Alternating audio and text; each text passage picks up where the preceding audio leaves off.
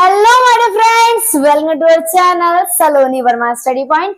मैं सलोनी वर्मा आप सभी का स्वागत करती हूँ सलोनी वर्मा स्टडी पॉइंट पे। आशा करती हूँ आप सभी स्वस्थ होंगे। आज हम करने जा रहे हैं BA first year second semester के बच्चों की यूनिट नंबर 1। आपकी बुक का नाम है इंडियन गवर्नमेंट एंड पॉलिटिक्स। उसका यूनिट नंबर 1 का पार्ट नंबर 1 और पार्ट नंबर 2 दोनों ही वीडियो अपलोड कर दी गई है। इन दोनों ही पार्टों को जल्दी से जल्दी जाके देखिए क्योंकि ये वीडियो आपके लिए बहुत ज्यादा ही बेनिफिशियल होने वाली है। आज हम करने जा रहे हैं पार्ट नंबर 3 और आज आपका यूनिट नंबर 8 पूरी तरह समाप्त हो जाएगा, यानी कि आपकी आज यूनिट नंबर 8 की टेंशन समाप्त होने वाली है। चलिए जानते हैं, हम जानेंगे महिला आंदोलन के बारे में। पहले हम जानेंगे कि महिला आंदोलन वुमेन मूवमेंट होता क्या है, महिला आंदोलन। फिर वर्गीकरण यानी क्लासिफिकेशन क्या होता है, इसके बारे में हम जानेंगे। समाज सुधार आंदोलन एवं महिलाएं, यानी समाज में जो सुधार हुआ महिलाओं को लेकर, महिलाओं की इसमें क्या भूमिका थी, तथा साथ में पुरुषों की क्या भूमिका थी, इसमें हम जानेंगे। स्वतंत्रता संघर्ष में महिलाएं, यानी स्वतंत्रता मिलने के बाद जो संघर्ष किया महिलाओं ने, इसके बारे में हम जानेंगे। हम जानेंगे महिलाओं के विषय संबंधी नारी आंदोलन, यानी महिलाओं के विषय संबंधी महिलाओं के लिए किए गए नारी आंदोलन के बारे में आज हम जानने वाले हैं। पहले चलिए जानते हैं कि महिला आंदोलन क्या होता है और इसे करना जरूरी क्यों है। पहली बात तो ये आया मन में।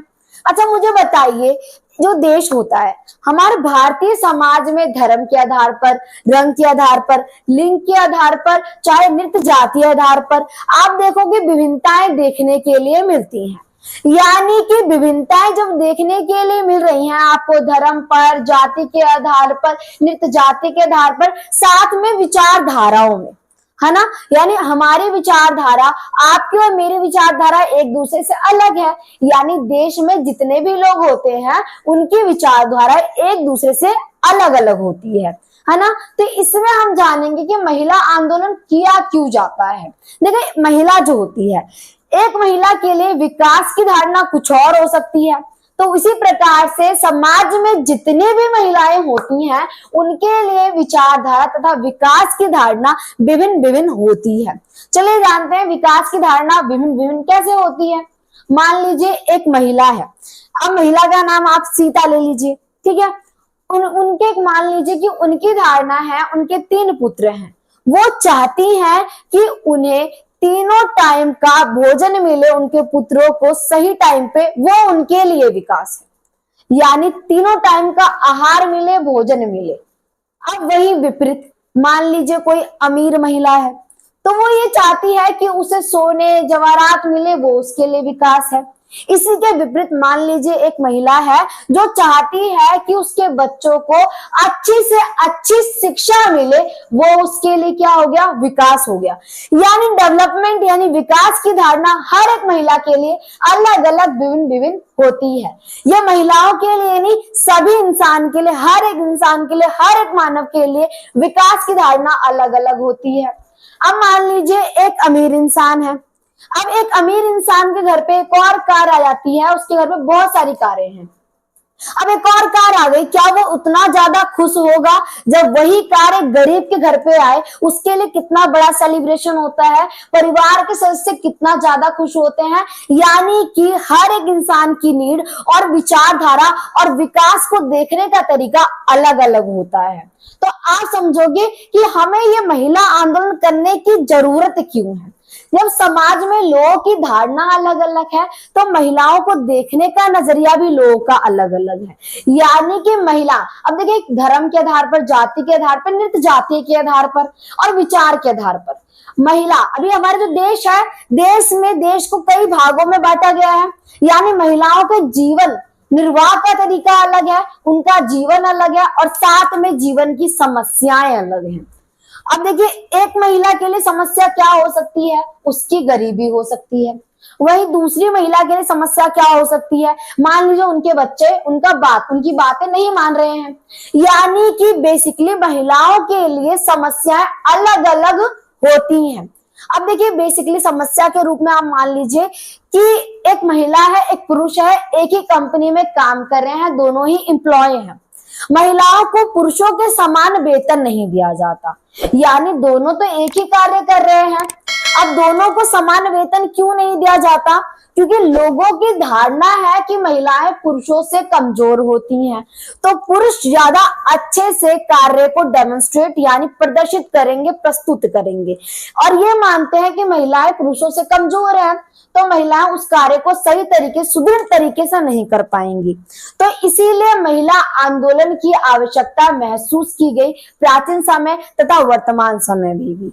अब देखिए, बेसिकली जानते हैं, एक नाम आता है विचारक का। क्या आपको क्या लगता है सिर्फ महिलाएं ही इस आंदोलन में भाग ले रही थी? बिल्कुल नहीं। यानी कि इस आंदोलनों में पुरुषों ने भी बढ़ चढ़कर भाग दिया। पुरुषों की भी धारणा थी कि हाँ, महिलाओं को हमारे बराबर का अधिकार मिलना चाहिए समाज में। अब देखिए, जान लेते हैं राजा राम मोहन राय। कौन? राजा राम मोहन राय।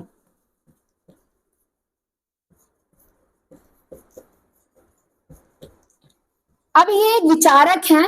अब ये मत मान लीजिएगा कि सिर्फ एक ही विचारक है, कई सारे व्यक्ति, गोविंद मान लीजिए, ईश्वर चंद्र मान लीजिए, ऐसे कई सारे व्यक्ति थे जो ये चाहते थे कि महिलाओं को पुरुषों के समान अधिकार मिले। इनके द्वारा सबसे पहले महिला सुधार आंदोलन किया गया था, महिलाओं की स्थिति को सुधार करने के लिए। चलिए जान लेते हैं ऐसे कौन से मुद्दे थे जिसमें ये पुरुष सुधारक सामने आए और महिलाओं के साथ एकजुट होकर महिलाओं के अधिकारों के लिए आवाज उठाई। देखिए, इन्होंने जो आवाज उठाई वो एकदम सफल हुई, यानी कि महिलाओं को मान लीजिए उसमें स्वतंत्रता मिली और महिलाओं की स्थिति में सुधार हुआ। देखिए, एक था कि आप देखोगे महिलाओं को पहले, जैसे मान लीजिए एक महिला है, महिला के पति की मृत्यु हो जाती है और क्या किया जाता है, महिला को पति की चिता के साथ सती कर दिया जाता था, इसे सती प्रथा कहा जाता था। अब देखिए, सती प्रथा ये बहुत ही संकीर्ण विचारधारा है, यानी बेकार विचारधारा है। यानी मान लीजिए एक इंसान मर गया, महिला का पति मर गया है, परंतु उस महिला की आयु तो खत्म नहीं हुई, उसका जीवन तो खत्म नहीं हुआ। तो इसीलिए राजा राम मोहन राय, ईश्वर चंद्र गोविंद, कई सारे व्यक्ति और महिलाएं एकजुट हुई। उन्होंने कई सारे मुद्दों पर विचार किए। जैसे उन्होंने बोला कि सती प्रथा को हटा दिया जाए, ये गलत विचारधारा है। महिलाओं को दोबारा से विधवा पूर्ण विवाह का अधिकार दिया जाए, यानी उनकी दोबारा से शादी हो ताकि वो अपना दोबारा से जीवन, न विवाहित जीवन को स्थापित कर सके, पुनः स्थापित कर सके। तो इसलिए कहा गया क्योंकि उन्हें भी जीवन जीने का अधिकार प्राप्त है। इसके बाद बात की गई कि महिलाओं को पुरुषों के समान जो है शिक्षा प्रदान नहीं की जा रही थी, तो क्यों ना महिलाओं को भी शिक्षा प्रदान की जाए, इस मुद्दे पर भी विचार प्रकट किया गया।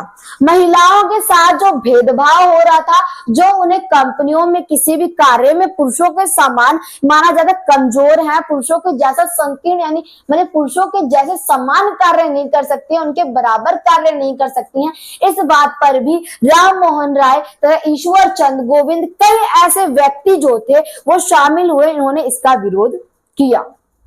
अब क्यों किया विरोध? क्योंकि इनका मानना है कि जब एक महिला पढ़ती है तो वो स्वयं खुद नहीं पढ़ती है, अगर वो पढ़ लेती है, उसकी शादी होती है, अपने बच्चों को पढ़ाती है, यानी वो पूरे परिवार को चलाती है। महिला दो परिवारों में जाती है, एक तो उसका खुद का परिवार होता है, एक उसका विवाह के बाद जो परिवार होता है उसे, यानी इन दोनों ही परिवार को शिक्षित करने का अधिकार मिल जाता है। अगर महिला शिक्षित है, एजुकेटेड है, तो वो अपने बच्चों को पढ़ाएगी और कहीं ना कहीं जब बच्चे पढ़ेंगे तो समाज में जागरूकता आएगी। अगर हर एक महिला पढ़ ले तो अपने बच्चे को बहुत ही बढ़िया पढ़ा सकती है।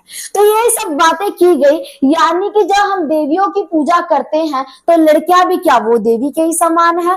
तो जब एक लड़की घर चला सकती है तो वो देश भी चला सकती है। ये बात की गई थी इनके द्वारा, इनके विचारधारा कुछ ऐसी थी। तो आप समझ रहे हो ना कि किस लिए महिला आंदोलन किए गए हैं। चलिए अब जानेंगे, हमने जान लिया कि महिला आंदोलन क्या है, ये चीज आपको बहुत ही बेहतरीन तरीके से समझ आ चुकी है। इसके बाद हम जानेंगे वर्गीकरण यानी क्लासिफिकेशन के बारे में हम जानने वाले हैं। देखो, इसमें क्या है, विभिन्न विद्वानों ने अपने सैद्धांतिक दृष्टिकोण से आंदोलन का वर्गीकरण किया। यानी देखिए, समाज में मैंने बताया था धारणाएं अलग अलग हैं लोगों की, इसे लेकर आपको कोई भी दिक्कत नहीं हुई थी। तो ये इसमें क्या है कि विभिन्न विद्वान यानी कई सारे विद्वानों ने अपने तरीके से, अपने सैद्धांतिक तरीके से महिला आंदोलन करने का प्रयास किया, महिलाओं की स्थिति को सुधारने का प्रयास किया। देखिए क्या कहा गया इसमें कि विभिन्न विद्वानों ने अपने सैद्धांतिक दृष्टिकोण से आंदोलन का वर्गीकरण किया, यानी जो आंदोलन है उसे क्लासिफिकेशन किया, उसे बांटा गया। गैल ओमुवेट जो है उनकी बात की जा रही है, 1978 में महिला आंदोलन को दो प्रकार से वर्गीकृत करते हैं। इन्होंने महिला आंदोलन को दो भागों में बांटा है। देखते हैं पहला भाग क्या है, महिलाओं की समानता के लिए आंदोलन, यानी महिलाओं को पुरुषों के समान माना जाए, इसके लिए आंदोलन किया गया पहला। अब देखिए दूसरा इन्होंने वर्गीकरण क्या कर रखा है। दूसरे में बोला गया है कि महिला आंदोलन को नारीवाद के दो विभिन्न विचारधाराओं के आधार पर वर्गीकरण करते हैं, यानी कि महिला आंदोलन को 1989 की बात है कि विचारधारा पर महिला आंदोलन को नारीवाद के दो विभिन्न विचारधाराओं के आधार पर वर्गीकरण, यानी महिला आंदोलन को दो विचारधाराओं पर बांटा गया है। यानी पहले तो क्या है, महिला को पुरुषों के समान माना जाए, पुरुषों के समान वेतन दिया जाए और पुरुषों के समान ही समझा जाए, किसी भी प्रकार का भेदभाव ना किया जाए, डिस्क्रिमिनेशन ना किया जाए। इसके बाद क्या की गई बात कि 1989 में जॉन इवरेट के द्वारा किया गया महिला आंदोलन को नारीवाद के दो विभिन्न चरणों के आधार पर वर्गीकृत करते हैं। अब इन्होंने किस प्रकार से वर्गीकृत किया है ये जानने वाले हैं हम। देखिए, निगामिक नारीवाद जो कि यह दावा करता है कि नारी भी राजनीतिक विषय में योग दे, यानी कि नारियों को जो सिर्फ घर तक सीमित रखा जा रहा था, बच्चा पैदा करने की मशीन समझा जा रहा था, नारियों को बस ये माना जाता था कि नारियों का जीवन घर का कार्य करने तक ही सीमित है। अब इन विद्वानों ने मांग किया कि महिलाएं सिर्फ घर तक सीमित रहने के लिए नहीं है। इन्होंने बोला है, देखिए इवरेट के द्वारा कहा गया है 1989 के दौर में इन्होंने कहा है कि महिलाओं को राजनीति में भी भाग लेने का अधिकार है, यानी महिलाएं भी राजनीति में खड़ा हुए। देखिए पहले क्या होता था ना कि महिलाएं कहीं ना कहीं घर तक ही सीमित रह जाती थी। महिलाओं को जो अब जाके इतनी स्वतंत्रता मिली है, उनके एजुकेशन, उनकी शिक्षा को इतना बढ़ावा दिया जाता है, उस टाइम इतना ज्यादा बढ़ावा नहीं दिया जाता था। इसके लिए महत्वपूर्ण भूमिका निभा सकती हैं। इन्होंने कहा है अगर महिलाएं राजनीति में आ जाएं तो वो एक बहुत ही अहम रोल, यानी बहुत ही इंपॉर्टेंट रोल दिखाएंगी, यानी बहुत ही बढ़िया तरीके से राजनीति में शासन चलाएंगे। अब देखिए उदारवादी नारीवादी, ये जो उदारवादी नारीवादी विचारक हैं उनका क्या मानना है आप समझेंगे हम इसके अंदर। लिबरल फेमिनिज्म जो कि पुरुषों के बराबर स्त्रियों के अधिकारों की वकालत करते हैं। उदारवादी क्या कह रहे हैं कि महिलाओं को, स्त्रियों को पुरुषों के समान अधिकार देने चाहिए, इसकी वकालत की जा रही है। तो देखिए इसमें हम जानेंगे समाज सुधारक आंदोलन एवं महिलाएं, यानी समाज में सुधार करने वाले महिलाओं के लिए आंदोलन कौन कौन से किए गए। ऐसे मैंने आपको बताया था कि राजा राममोहन राय, ईश्वर चंद्र विद्यासागर, गोविंद नाडो, मेहराव और मालवारी जैसे कई व्यक्ति, यानी कई सुधारवादी व्यक्ति जो है एकीकृत हुए, जिनके द्वारा महिलाओं की, यानी जीवन निर्वाह में महिलाओं की स्थिति में सुधार करने की मांग की गई। चलिए जानते हैं कि वो कौन कौन से मुद्दे हो सकते हैं। देखिए बाल विवाह में क्या होता है कि बच्चों की छोटी छोटी आयु में शादी कर दी जाती है, तो इसका विरोध किया गया विचारकों द्वारा, इन सुधारवादियों के द्वारा तथा महिलाओं के द्वारा इसका विरोध किया गया। विधवा पूर्ण विवाह का विरोध किया गया, यानी जो लोग विधवा पूर्ण विवाह का विरोध करते थे उनका विरोध क्या कहा गया कि हाँ विधवा पूर्ण विवाह होना चाहिए, क्योंकि उनका जीवन समाप्त नहीं होता है, उन्हें भी जीवन निर्वाह, यानी उन्हें भी जीवन जीने का अधिकार है। इसके साथ महिलाओं की शिक्षा के लिए भी कई ज्यादा बड़े कदम उठाए गए।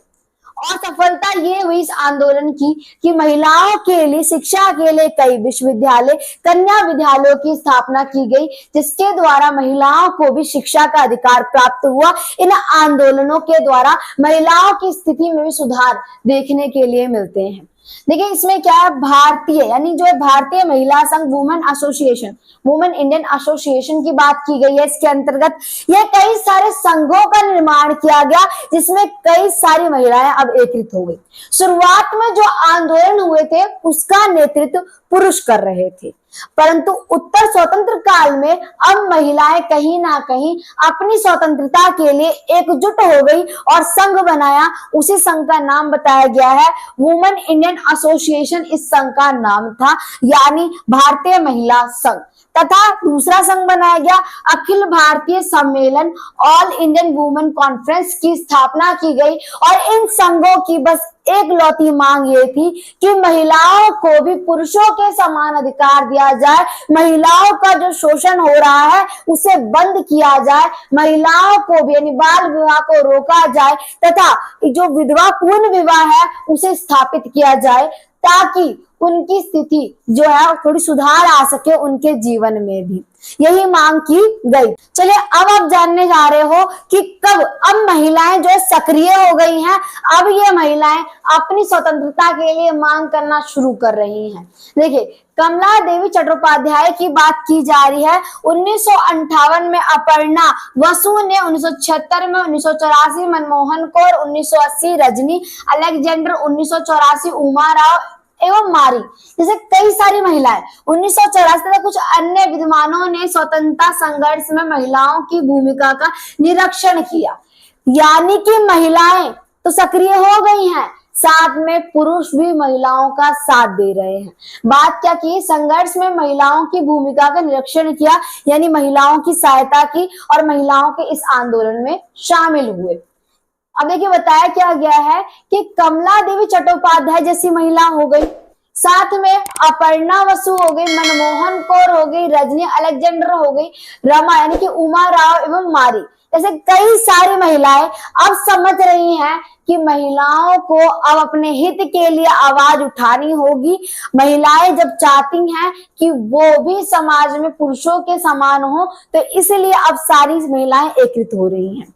सुभाष चंद्र बोस जी के द्वारा भी महिलाओं यानी महिला आंदोलन का समर्थन किया गया। अब देखिए आप जानोगे गोविंद अलेक्जेंडर की बात। इन्होंने बताया है अपनी परिभाषा में, इन्होंने बोला है कि महिलाओं को राजनीति में तथा महिलाओं को बराबर अधिकार इसलिए देना चाहिए क्योंकि महिलाएं जो हैं वो गांधीवादी विचारधारा की होती हैं, यानी महिलाएं जो है अहिंसक होती हैं, उन्हें हिंसा पसंद नहीं होती है। वो चाहती हैं कि वो किसी भी समस्या का निर्धारण बातचीत के द्वारा, बात विमर्श के द्वारा उसे सॉल्व कर ले, यानी कि उस प्रॉब्लम को खत्म कर दे और उसका सॉल्यूशन लेके आ जाए। परंतु इसके विपरीत जो पुरुष होते हैं वो थोड़े गर्म खून के होते हैं, वो छोटी छोटी बातों पे जल्दी ही क्रोधित हो जाते हैं। ये मेरी विचारधारा नहीं है, गोविंद अलेक्जेंडर के द्वारा ये उनकी परिभाषा है। इनके द्वारा बताया गया है कि महिलाओं को राजनीति में इसीलिए आना जो है आवश्यक है। अगर महिलाएं आएंगी तो वो समाज को अस्त व्यस्त ना कर वो सही तरीके से समाज को चलाएंगी, क्योंकि उन्हें पता है कि समाज में उनके साथ किस प्रकार के शोषण हुए हैं, तो वो नहीं चाहेंगी कि समाज में ये शोषण, ऐसी समस्याएं किसी भी स्त्री या समाज में किसी भी व्यक्ति के साथ हो। देखिए अब हम जानने वाले हैं महिलाओं के विषय संबंधी नारी आंदोलन, यानी महिलाओं के विषय संबंधी नारी आंदोलन के बारे में हम जानना शुरू करने वाले हैं। महिलाओं के द्वारा कई सारे आंदोलन किए गए, जैसे मैंने आपको महिलाओं के नाम भी बताए थे, कमला देवी चट्टोपाध्याय, कई सारी महिलाओं के नाम बताए मैंने आपको। तो यानी इनके द्वारा किस प्रकार के आंदोलन किए गए आज हम ये जानने वाले हैं। देखिए महिलाओं ने यौन शोषण जो होता है, ये बलात्कार, इसके खिलाफ कई सारे आंदोलन किए। एक केस ले लेते हैं हम 1978 का, और लड़की का नाम मथुरा बताया गया है और ये महाराष्ट्र की रहने वाली है। इसकी जो आयु है वो 14 वर्ष है लगभग। लड़की की आयु 14 वर्ष बताई गई है। इसका नाम मथुरा बताया गया और महाराष्ट्र की ये निवासी है, महाराष्ट्र में रहने वाली लड़की की बात की गई है। पहली बात तो आप जान लीजिए, जो ये मथुरा नाम बताया गया है, किसी भी केस में किसी भी लड़की के साथ अगर ऐसा कोई कार्य होता है, ऐसा दुष्कर्म होता है, तो उसका नाम कभी सही नहीं बताया जाता है, इसीलिए आपकी बुक में मथुरा नाम बताया गया है लड़की का। और देखिए जो है महाराष्ट्र में एक लड़की है, मथुरा नाम की है, महाराष्ट्र की यानी महाराष्ट्र की रहने वाली लड़की है। उसे एक नॉर्मल केस के लिए पुलिस थाने में बुलाया जाता है। पुलिस थाने में उसके पूरे परिवार के जन जाते हैं, यानी पूरे परिवार के सदस्य जाते हैं, परंतु वो 2 पुलिसकर्मी उसके परिवार के सभी सदस्यों को बाहर कर देते हैं और मथुरा के साथ दुष्कर्म करते हैं, उसका शील भंग करते हैं। तो देखिए ये जब ये बात हुई, मथुरा और उसके परिवार के सभी जन एकजुट हुए, वो निम्न न्यायालय में गए। निम्न न्यायालय ने क्या किया, मथुरा के विपक्ष में फैसला लिया, यानी मथुरा को ही दोषी ठहराया। मथुरा को दोषी ठहराया और साथ में फिर ये केस गया उच्च न्यायालय में। उच्च न्यायालय ने फैसला सुनाया मथुरा के हित में। उन्होंने उन दोनों ही पुलिसकर्मियों को 5 साल की सजा और साथ में जुर्माना भत्ते की सजा सुनाई। परंतु ये दोनों पुलिसकर्मी सबसे ऊपर सर्वोच्च न्यायालय चले गए और सर्वोच्च न्यायालय में इनके हित में फैसला लिया गया और मथुरा को गलत ठहराया गया। कहा गया कि मथुरा ने स्वेच्छा से लैंगिक संपर्क को स्वीकार किया गया था, परंतु इन दोनों ही दोषियों को स्वतंत्र कर दिया गया। अब देखिए मैं दोषी क्यों कह रही हूँ, आप भी मेरी बात से सहमत होंगे। अब देखिए इसके बाद क्या होता है, कई सारी महिलाएं एकजुट हुई, इनके द्वारा कई सारे आंदोलन किए गए, परंतु संविधान के दायरे में ही रहकर आंदोलन किए गए, शांतिपूर्ण तरीके से आंदोलन किए गए, यानी सर्वोच्च न्यायालय के कहीं ना कहीं निर्णय को नहीं माना गया, क्योंकि आप भी मान सकते हो कि इस केस में कहीं ना कहीं न्याय नहीं हुआ। आशा करती हूँ वीडियो अच्छी लगी होगी। वीडियो को लाइक और चैनल को सब्सक्राइब जरूर कीजिएगा। जय हिंद, जय भारत।